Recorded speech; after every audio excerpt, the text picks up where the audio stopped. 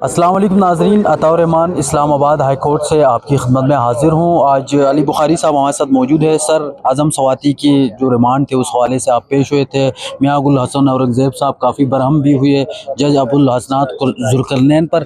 क्या चलता रहा है, क्या मतलब कहा गया था? देखिए यार, एंटी टेररिस्ट कोर्ट 1 के जो जज साहब थे उन्होंने बिल्कुल जो है वो कानून से हट के कुछ काम किए। जैसे कि आज़म स्वाति साहब पे 12 FIR 13 FIR दी गई और 13 FIR में उनमें 4 में वो 5 में बेल आउट हुए।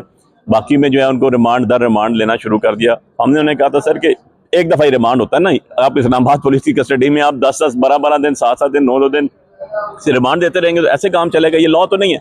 लेकिन उन्होंने इसके ऊपर बिल्कुल खामोशी इख्तियार की और आज तकरीबन 20 शायद 21 दिन गुजर चुके हैं उनके गिरफ्तारी को और रिमांड पे रिमांड हो रहा है। हमने वो रिमांड ऑर्डर चैलेंज किया जो कि बिल्कुल इलीगल ऑर्डर था और ऑनरेबल कोर्ट ने इसके ऊपर जो है वो आपने देखा परसों नोटिस किया था और आज सरकार पेश ही नहीं हुई और अदालत जिस पे बरहम हुई कि भाई सरकार की तरफ से रिप्रेजेंटेशन ही कोई नहीं थी, नोटिस को रोका गया। उसके ऊपर जो हमारे कौंसल रात को पेश हुए जब, क्योंकि उन्होंने 6:30-7 बजे उन्होंने रिमांड दिया जिसके ऊपर एफिडेविट एग्जीक्यूट किया गया। उस एफिडेविट की कॉपी भी ऑनरेबल कोर्ट ने भिजवा दी है ऑनरेबल जज साहब ने एंटी टेररिस्ट कोर्ट के जज के पास, और उन्हें कहा है कि इसका रिप्लाई भी दें और सुबह जो है हाजिर भी।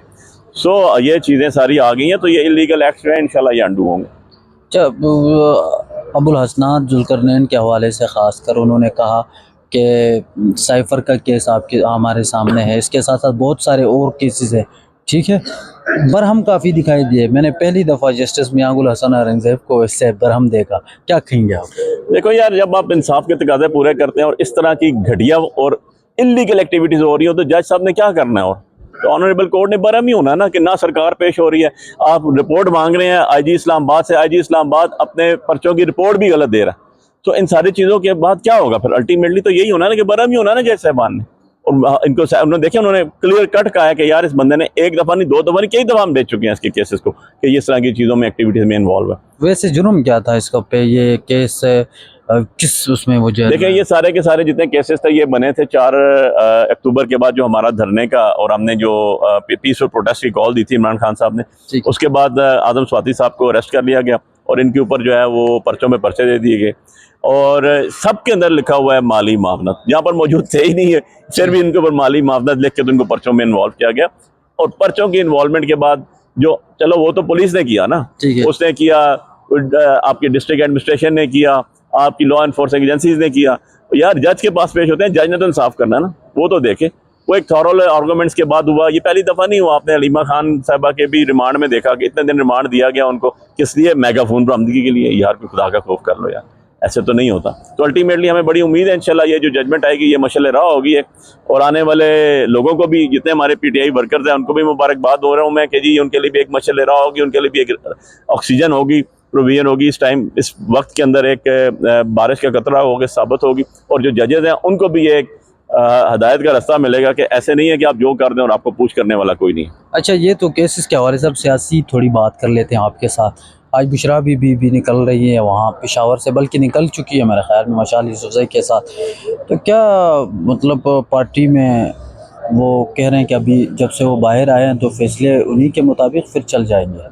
ऐसा ही है? ये तो अभी नहीं, जो देखें जो भी फैसला इमरान खान साहब का होता है वही हतमी होता है। बीबी हमारे लिए नहायत काबिल एहतराम है, बहुत काबिल इज़्ज़त है। उन्होंने बड़ा मुश्किल वक्त में साथ दिया खान साहब का और वो डट के खड़ी हुई है खान साहब के साथ और सारी कौम, सारा ओवरसीज़ पाकिस्तानी, पूरी दुनिया उनकी बड़ी इज़्ज़त करती है, बहुत इज़्ज़त की निगाह से देखती है। तो हमारे लिए तो काबिल एहतराम है। इमरान खान साहब वो हो जो हमारे लिए उनका बात होती है हुक्म का दर्जा रखते। नहीं, चेयरमैन तो नहीं बनेगी वो? नहीं, इमरान खान साहब का फैसला यार, इमरान खान साहब उनको बनाए, हमारे लिए सर तस्लीम खान, हमारे वो बुजुर्ग हैं। वो अगर चेयरमैन नहीं भी है तो हमारे लिए वो चेयरमैन से ज़्यादा इज़्ज़त का मुकाम रखती है। तो इमरान खान तो फिर बनाएंगे तो वो खुद ही बादशाहत वाले जो निज़ाम है उसके ख़िलाफ़ है, तो फिर वो अपने बयान बादशाह जेल में तो नहीं होता यार। 2.5 साल से बेचारे को अपने जेल में रखा हुआ है इमरान खान साहब को, ठीक है ना, उनको खाने की सहूलतें हैं, बिजलियाँ बंद की हुई हैं, 10-10 दिन से अंदर रखा हुआ है, ना उनको करने दे रहे हो मुलाकात किसी से, ना उनको एक्सरसाइज करने दे रहे हो, खाना दे रहे हो। 26 तारीख के बाद स्टार्ट हुई ना, वो भी आला अदालतों का जो है वो मेहरबानी थी, उन्होंने कर दी। तो ये सारी चीज़ें हो रही हैं। इस तरह भी देखो, आपके जो जेल के रूल्स है ना, आपने उनको भी फॉलो नहीं किया। हर जगह ला कानूनियत, हर जगह ला कानूनियत, कब तक चलेगा यार ये काम?